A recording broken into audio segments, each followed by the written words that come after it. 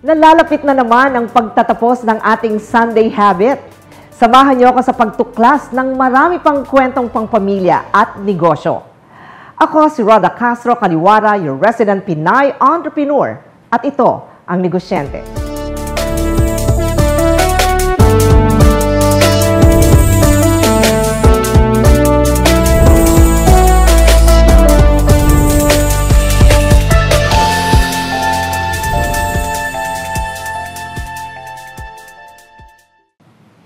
Hindi birong pagsabayan ang maraming bagay, lalo na kung ikaw ay nanay.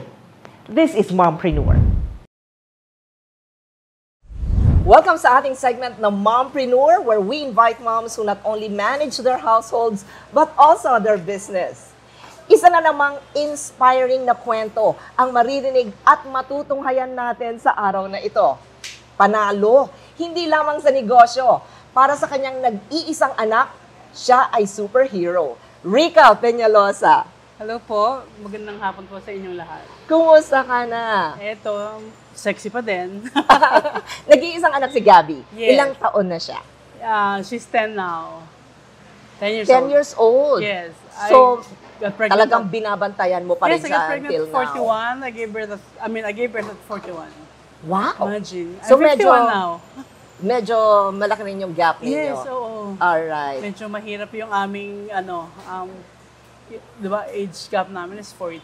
That's right. Yes. That's right. Bilang single parent myself, masasabi ko na hindi madali ang magpalaki ng anak single-handedly.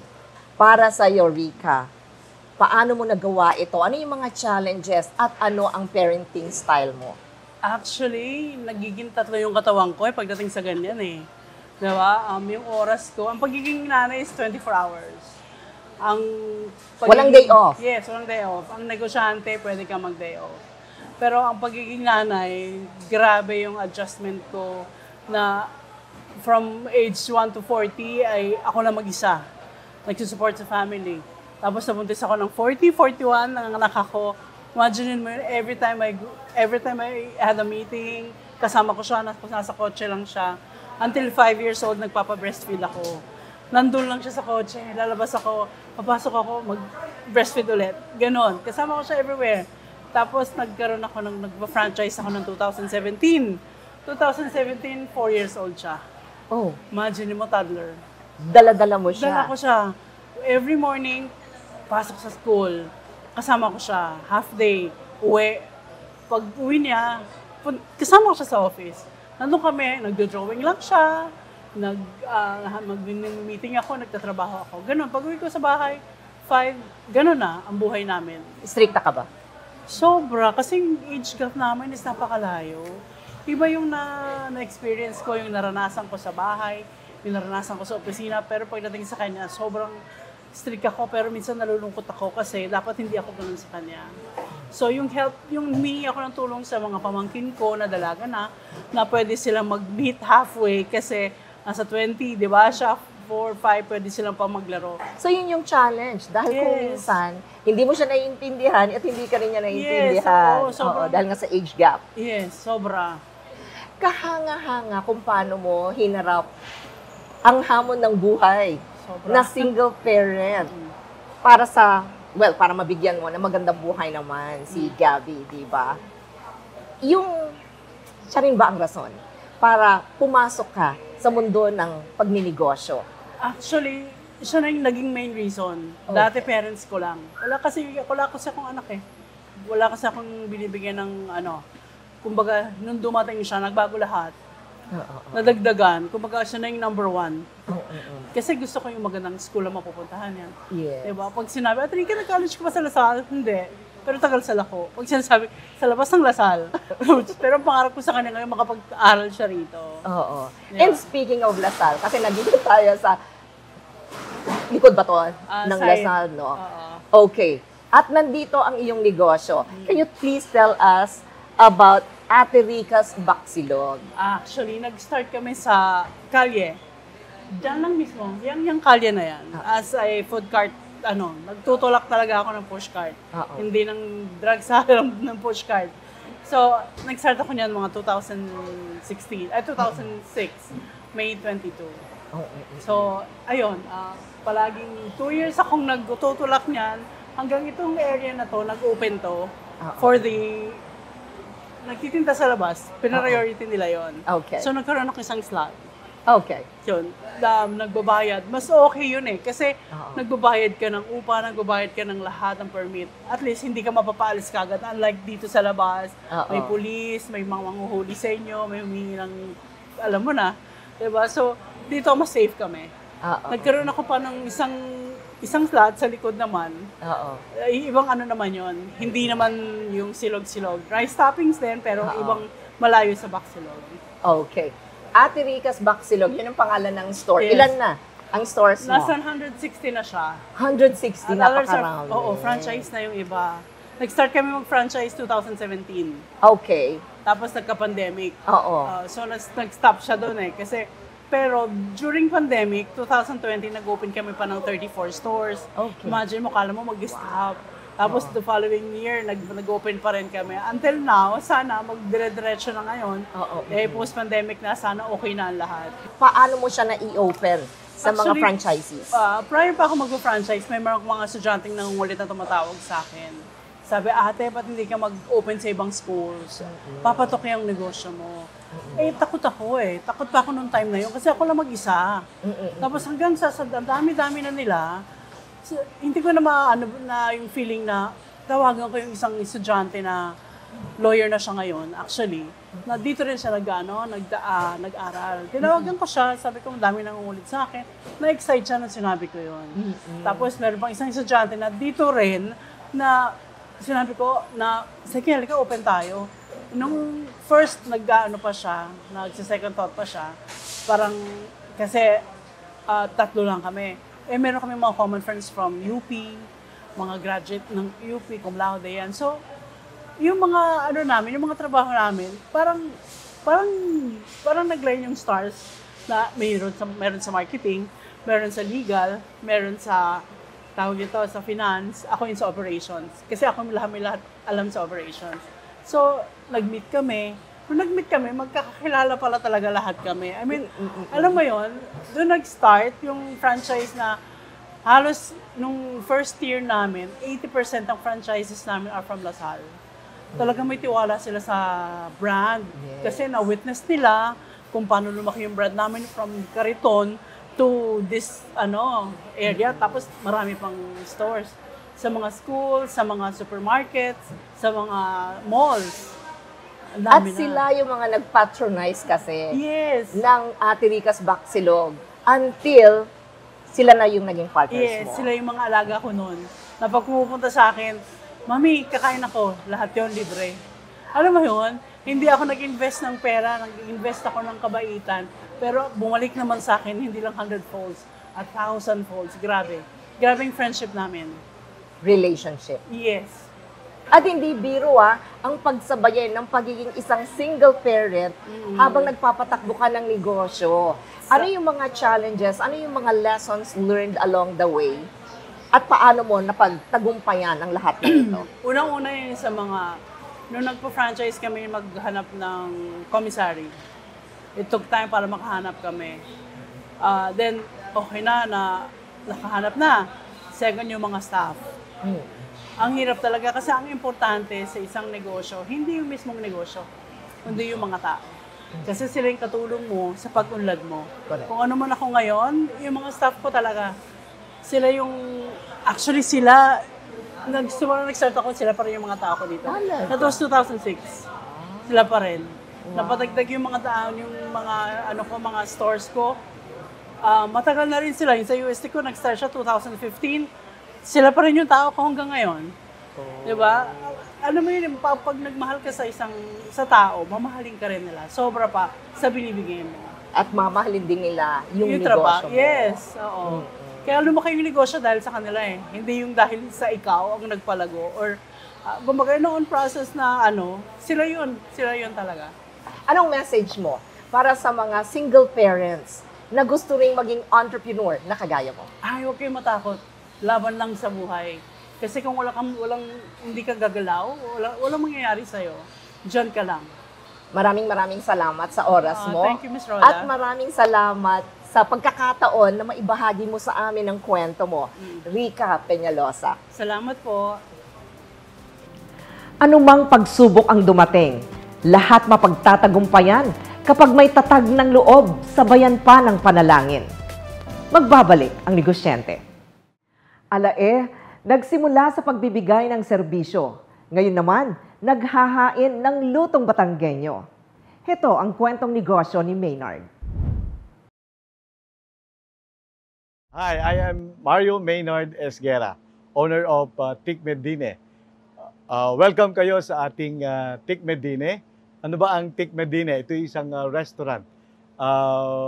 Usually, ang tawag ng mga taga Manila ay Tic Medine. Pero ano nga ba itong Tic Me? Una, yung Tic Me, no? It is actually a Batangas term. Yun po yung aming tikman, no? So, kaya lang, hindi ho marirecognize ano ba itong tikme na meron dito, no? So, ngayon, tayo ay nilagay natin na isip ng aking wife, dine. So, yun yung dine. Kaya nagkaroon tayo ng may consider natin na isa na rin sa landmark dito sa Don Antonio, Quezon City, ang Tikme Dine o Tikme Dine. Ang ating main business actually ay insurance business. So lahat ng produkto ng insurance ay nandoon ang ating business talaga, no? Ever since for the past 27 years, ito yung ating main business. So yun nga po yung ating Royal Care at hindi naman tayo nagkaroon ng diversification at masyadong malayo yung insurance to restaurant. So, nung time na tayo ay pre-pandemic, meron tayong office located sa Makati, sa Subic, pero dahil doon sa limitations na hindi na tayo nakakapasok regular at doon sa fear na tayo ay baka mahawa ng COVID, ay nag-decide tayo mabilis na dito natin i-relocate ang ating operation. So, dahil doon sa aming practice, usually naman ang Filipino culture, once na merong encounter, may meetings, nandun yung may kasamang pagkain.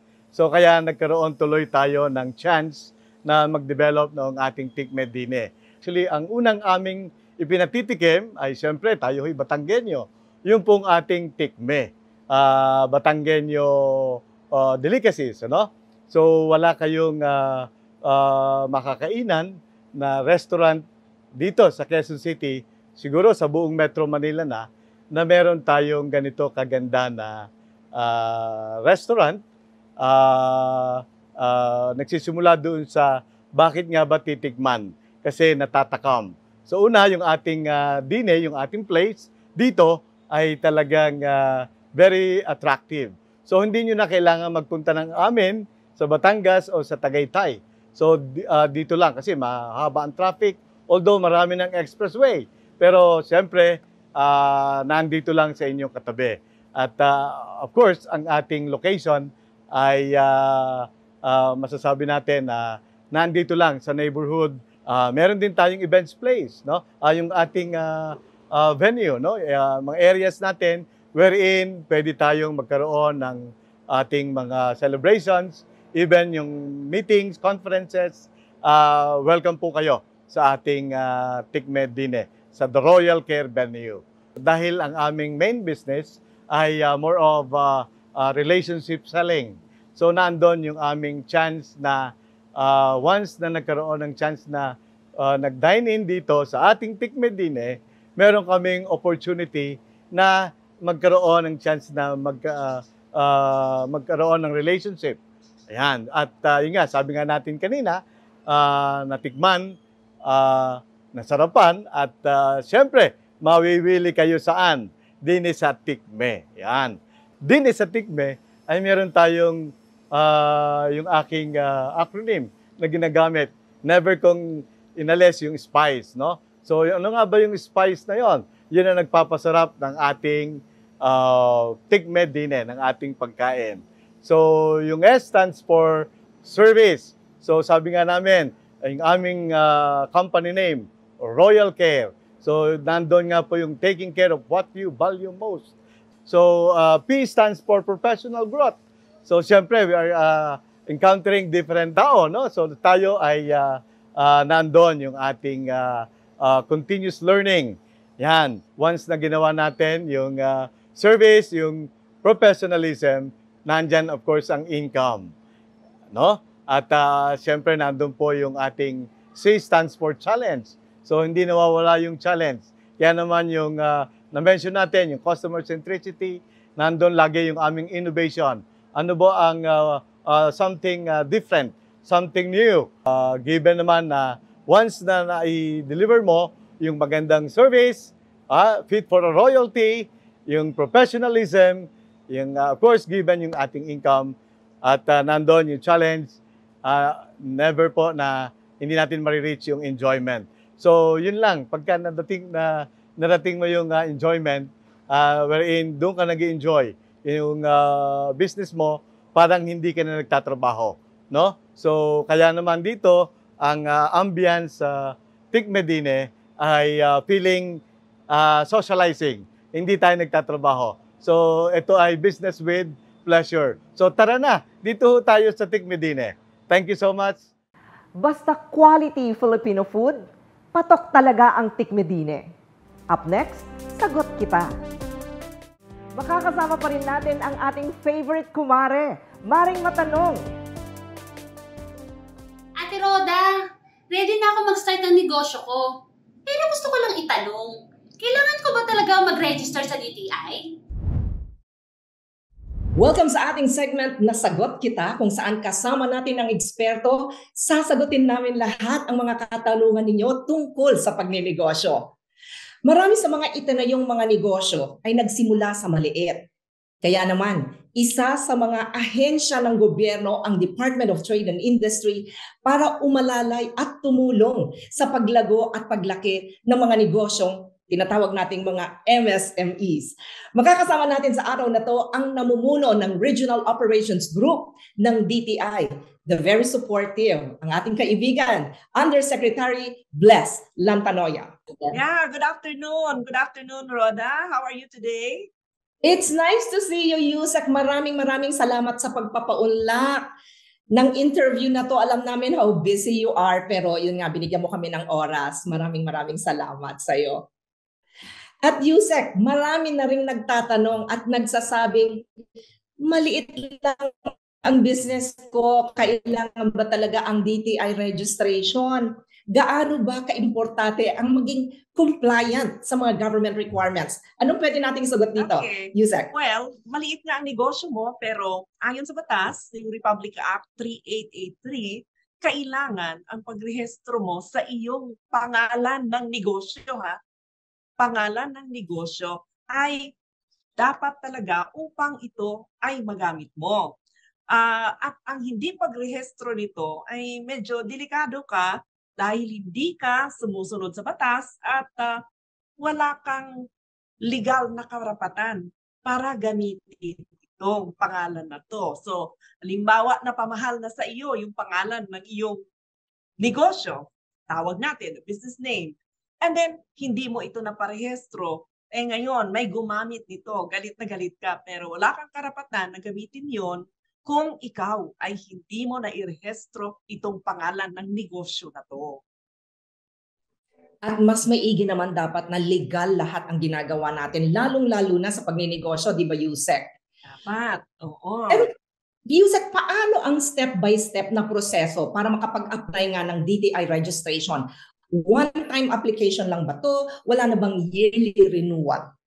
5 taon naman ito. 5 taon ang ating pag-register ng ating business name. So in other words, yung business name mo ay valid for 5 years. So dalawang methodology ito. So pwede kang mag-apply ng iyong business name online. Pwede ka ring mag-apply ng face-to-face. Kaya lang ngayon sa DTI, ini-encourage na talaga namin na mag-apply ng online. So, halimbawa, online ka ngayon mag-apply, you have to access the BNRS website. So, ang BNRS website naman natin ay bnrs.dti.gov.ph. So, i-access mo yon. Ganon kabilis at ganon ka-convenient ang mag-register na ngayon sa DTI. At may choices pa, ha? May mga options. Either pumunta ka sa DTI office pala or do it online. Di ba? Yes. Maraming salamat sa clarification na yan, Yusek. Ang DTI ay kilalang kasangga ng mga MSMEs, Yusek. Ano ang mga programa ang meron pa ang DTI na tumutulong sa ating mga negosyante, lalong-lalo na ang ating mga micro, small at medium enterprises? So, tama ka dyan. So, hindi lang pag-register ng business name. Kung hindi, marami pa tayong mga programa na pwede nilang ma-avail. At isa doon sa pinakauna, halimbawa ako, wala akong business name, nagpa-register ako. Nung na-register na ako, nakalista ka na. In other words, nasa radar screen ka na ng Department of Trade and Industry na, ay ito, nakaregister na ng business name. Ano kaya ang kanyang next na mga kailangan? So, sa mga programa, meron tayong mga marketing and product development related. So, ito ay ang One Town, One Product na programa namin. So, marami siyang pwedeng ma-avail dyan. Meron din kaming mentoring program. So, nandyan ang mentoring program na tawag natin Kapatid Mentor Me, ay that is in partnership with the Philippine Center for Entrepreneurship Konegosyo. So, medyo kung ito ay gusto nang mag-scale up sa kanyang negosyo, so pwede niya siyang magpa-enroll doon sa ating KMME program. And then, meron din tayong mag-provide tayo ng libreng equipment para medyo ma-modernize naman ang kanyang production process. Pero hindi ito binibigay sa individual na MSME. Kung hindi, binibigay ito sa operator, pwedeng mag-operate o co-operator natin sa ating tinatawag na shared services project. So, ang co-operator pwede siyang tawag nito yung LGU, pwede din siyang kooperatiba or pwede siyang eskwelahan, pwede din siyang isang association. So, mag-purchase sila ng equipment na kailangan talaga ng mga MSMEs sa lugar nila. Halimbawa, maraming MSMEs ang nagpo-process ng kape. So, meron silang part ng kanilang equipment is itong packaging para sa kape nila, no? So, mag-provide tayo ng packaging equipment para sa mga produkto nila na kape, and then ang ating MSME ay pupunta doon sa co-operator at magbayad lang na maliit na amount para siya ay maka-avail doon sa serbisyo ng equipment. Of course, alam mo yan na meron din kaming mga programa para ang ating mga MSMEs ay makapagbenta physically or even online. So meron tayong mga trade fairs. In fact, itong buwan na to, meron na tayong 2 o 3 trade fairs na tapos na. And then meron pa tayong up and coming na mga 3 trade fairs na. And dito ang ating mga MSMEs sa iba't ibang region na nag-organize nito mga national trade fair, regional trade fair, or provincial trade fair ay pwede nilang i-showcase ang kanilang mga produkto. At marami kaming mga training program, tinatawag natin na managerial and entrepreneurial training program na pwede talagang i-avail ng ating mga MSMEs. In other words, ang DTI po provides everything, lahat ng klase ng assistance at suporta para sa mga MSMEs natin. Yes. Access to mentorship, money, and market. Nako, kumpleto, di ba, Yusek? Talking of money. So, nakalimutan ko yung sabihin, mabuti na lang minention mo. So, ang Department of Trade and Industry, meron kaming GOCC na naka-attach sa DTI at ito ay ang tinatawag natin na Small Business Corporation. So, nagbibigay sila ng mababa na interest rate na loan para sa ating mga MSMEs. In fact, during the pandemic, dahil nag-pandemic nga tayo, nasa 0% interest regime tayo para lang talaga matulungan natin ang ating mga MSMEs. So, kung gusto nilang mag-avail ng ating SB Corporation loan, meron namang opisina ang ating SB Corporation sa mga iba't ibang regions, and yan, kompletos recados talaga. Pero of course, isa lang yan sa option nila.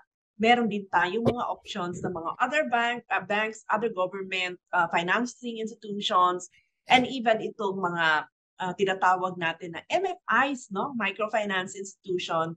And pwede silang tulungan ng ating mga business counselors at saka ng mga DTI officers natin upang sila ay maka-avail doon sa financing. Your message po para sa mga kababayan natin aspiring to be entrepreneurs at para na rin sa mga business owners ng mga micro, small, or medium enterprises.